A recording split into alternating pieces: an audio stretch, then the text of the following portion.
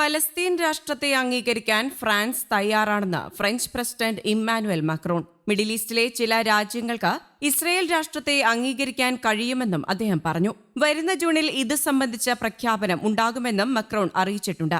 ആരെയും പ്രീതിപ്പെടുത്താൻ വേണ്ടിയല്ല താൻ ഇത് ചെയ്യുന്നതെന്നും പലസ്തീനെ പിന്തുണയ്ക്കുന്ന എല്ലാവർക്കും ഇസ്രയേലിനെ കൂടി അംഗീകരിക്കാൻ അനുവദിക്കുന്ന ഒരു പ്രക്രിയയിൽ പങ്കെടുക്കാനാണ് താൻ ആഗ്രഹിക്കുന്നത് എന്നും ഫ്രഞ്ച് മാധ്യമമായ ഫ്രാൻസ് 5 ടെലിവനോട് മാക്രോൺ പറഞ്ഞു. കഴിഞ്ഞ ഫെബ്രുവരിയിലും പലസ്തീൻ രാഷ്ട്രത്തെ അംഗീകരിക്കാൻ ഫ്രാൻസ് തയ്യാറാണെന്ന് മാക്രോൺ പറഞ്ഞിരുന്നു. കഴിഞ്ഞ ദിവസം ഈജിപ്ത് സന്ദർശിച്ച Macron Egypt president Abdul Fattah al സിസിയുമായും ജോർദാൻ രാജാവ് അബ്ദുള്ള രണ്ടാമനുമായും ചർച്ചകൾ നടത്തിയിരുന്നു. ഗാസയിലും അധിനിവേശ വെസ്റ്റ് ബാങ്കിലും ഇസ്രയേൽ നടത്തുന്ന കുടിയൊഴിപ്പിക്കലിനും കൂട്ടിച്ചേർക്കലിനും താൻ എതിരാണെന്നും ചർച്ചയ്ക്കിടെ മക്രോൺ വ്യക്തമാക്കിയിരുന്നു.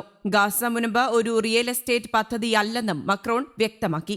ജൂണിൽ സൗദി അറേബ്യയുമായി ചേർന്ന ഈ സമ്മേളനത്തിന് നേതൃത്വം നൽകുക എന്നതാണ് ഞങ്ങളുടെ ലക്ഷ്യം. അവിടെ നിരവധി രാജ്യങ്ങളുടെ പരസ്പര അംഗീകാരത്തിലേക്കുള്ള നീക്കത്തിന് അന്തിമ രൂപം നൽകാൻ ഞങ്ങൾക്ക് കഴിയുമെന്നും മക്രോൺ ഉറപ്പു നൽകി. പലസ്തീൻ ജനതയുടെ അവകാശങ്ങൾ സംരക്ഷിക്കുന്നതിനും ദ്വിരാഷ്ട്ര പരിഹാരത്തിനും അനുസൃതമായി ശരിയായ ദിശയിലേക്കുള്ള ഒരു ചുവടുവയ്പായിരിക്കും ഫ്രാൻസിന്റെ അംഗീകാരമെന്ന് പലസ്തീൻ വിദേശകാര്യ സഹമന്ത്രി വർസൻ ഷാഹിൻ പ്രതികരിച്ചു. അതേസമയം പലസ്തീൻ രാഷ്ട്രത്തിന്റെ ഏകപക്ഷീയമായ അംഗീകാരം ഹമാസിന് ഉത്തേജനം നൽകുമെന്ന് ഇസ്രയേൽ വിദേശകാര്യമന്ത്രി ഗിഡിയൻ സാറും പറഞ്ഞു.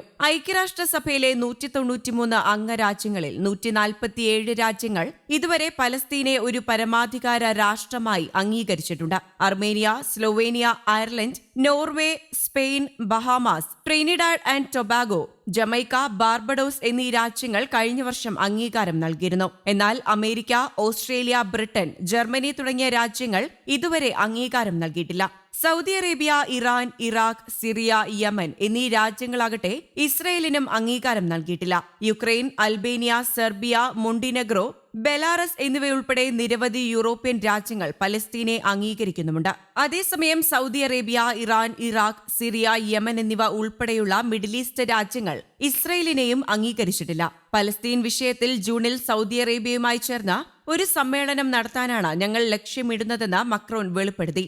ഇസ്രയേൽ പലസ്തീൻ പ്രശ്നത്തിൽ ഒരു ദ്വിരാഷ്ട്ര പരിഹാരം നടപ്പാക്കുന്നതിനെക്കുറിച്ചുള്ള ചർച്ചകൾ സമ്മേളനത്തിൽ ഉയർന്നു കേൾക്കും. അവിടെ നിരവധി രാജ്യങ്ങൾ ഇസ്രയേലിനെയും പലസ്തീനെയും അംഗീകരിക്കുന്ന നടപടികൾക്ക് അന്തിമ രൂപം നൽകാനും സാധിക്കും. 2023 ഒക്ടോബറിൽ ആരംഭിച്ച ഇസ്രയേൽ ഗാസ സംഘർഷത്തിന് രാഷ്ട്രീയ പരിഹാരം കാണണമെന്നുള്ള ആഹ്വാനങ്ങൾ രാജ്യാന്തര തലത്തിൽ വർദ്ധിച്ചുവരുന്ന സാഹചര്യത്തിലാണ് ഫ്രാൻസിന്റെ നിർണായക നീക്കമെന്നത് ശ്രദ്ധേയമാണ്. പലസ്തീൻ രാഷ്ട്രത്തെ അംഗീകരിക്കുന്നത് ധാർമ്മികവും രാഷ്ട്രീയവുമായ ആവശ്യകതയാണെന്ന് ഇമ്മാനുവൽ മാക്രോൺ വ്യക്തമാക്കി.